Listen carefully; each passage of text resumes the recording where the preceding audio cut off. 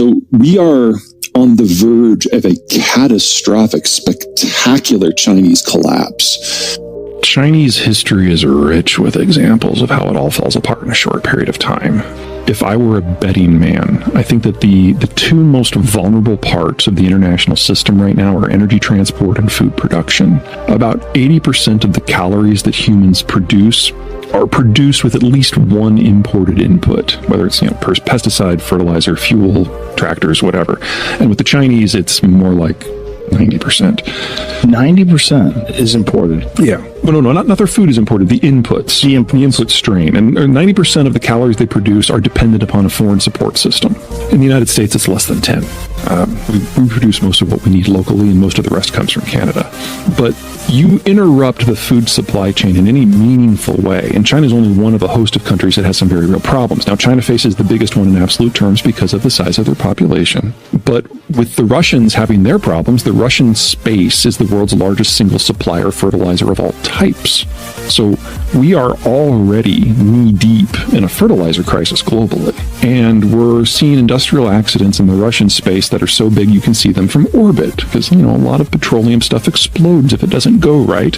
And the Russian facility has been held together with duct tape and Western tech for a while now. That's all gone now. So China, being kind of the last man in line to get a lot of this stuff, is in a very vulnerable position. We're probably going to see about 1 million barrels a day of Russian crude fall offline within the next few weeks as part of the price cap that the Europeans are putting into place. But more important, all the insurance firms have said they're not going to deal with Russia anymore. So you're not supposed to sail at all with your ship if you don't have an insurance policy. So countries like China and India are stepping in and offering sovereign indemnifications, but that's something they've never done before. And so if there's ever a case where a ship, for whatever reason, needs to file a claim, it's going to immediately go to international arbitration because they have no method for the payout. As soon as that happens, no one's going to take an Indian insurance policy again. That's another 1 million to 2 million barrels a day that goes offline.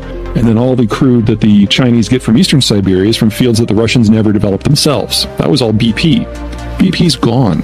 So we don't know how long the Russians can keep it operating, but we know it's going to go to zero. We just don't know how long it's going to take.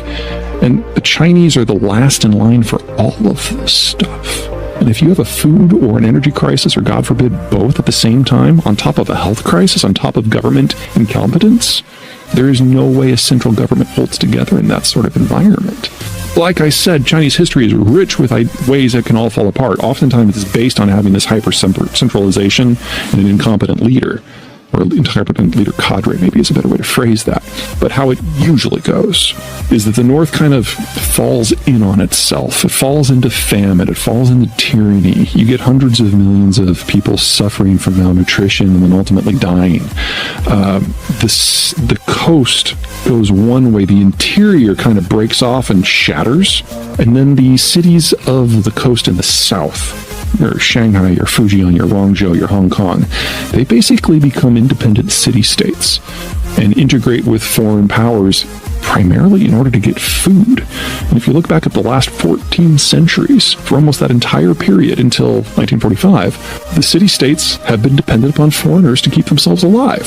So we're really just reverting to a historical mean here. Hong Kong would probably be one of those cities that splits off. But for that to happen, you first have to have the northern section basically fall in on itself. As long as there are security services, these southern cities can't go their own way. It's difficult to overstate just how screwed China is.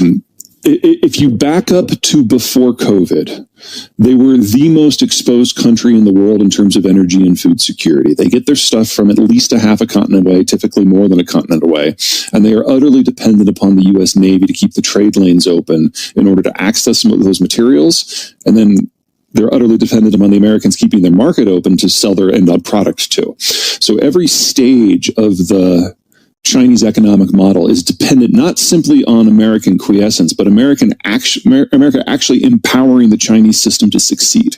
And between the kind of disconnected populism of Trump and the more active nationalism, the kind of disconnected populism of Obama, the more active nationalism of Trump, and now the bureaucratic economic populism of Biden, every piece of the support network that keeps China going is being challenged at the same time.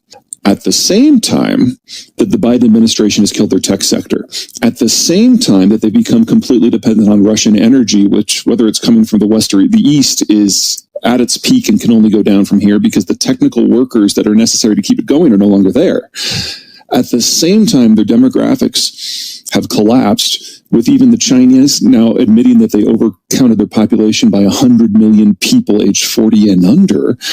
At the same time that Xi has completely destroyed all information reporting within the country in order to further his cult of personality. So we are on the verge of a catastrophic, spectacular Chinese collapse. There's really only two paths here. I mean, number one is in a cult of personality system where all policies start with one person. When you protest a policy, you're protesting the leader. And we saw the protests evolve in that direction in a matter of days, with people directly challenging the competence of their dear leader.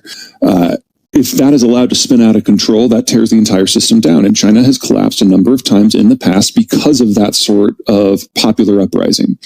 Or we get a nationwide Tiananmen-style crackdown for political reasons. Neither of these outcomes is good for investment or manufacturing. And if it's the second one, anyone with a foreign link is going to be immediately seen as a security threat, and they will be treated appropriately. And again, China's history suggests that this has happened many times before as well. We're looking at the simultaneous breakdown of the German and the Chinese manufacturing systems, and they're not coming back. In the United States, assuming for the moment that we want to have stuff, North America is going to have to double the size of its industrial plant in less than 5 years. That's wildly inflationary, and it's on top of the boomers gutting the labor force from their leaving, the millennials jumping up consumption because of their age bracket, Chinese labor going away, and Russian materials going away. So we're looking at 9 to 15% inflation in the United States for the next 5 years. This is a really good story because, yes, it's going to be high inflation, but doubling the size of the industrial plant, building that out using local workforces and shorter supply chains that use less energy and have less transport, and they're closer to the end consumer. They're using the most advanced technology that is available today, integrating Mexico. This is going to be the greatest growth story in the history of Canada, Mexico, and the United States. And when it's done in a few years, we will be left with the world's most productive and stable manufacturing base, and it will largely be immune to international shocks. It's not a straight road, but wow, is it a good one. Reshoring, nearshoring, friendshoring, whatever you want to call it. There is not an industrial sector that has moved away from China in the last 4 years where the replacement system is less efficient than what it left.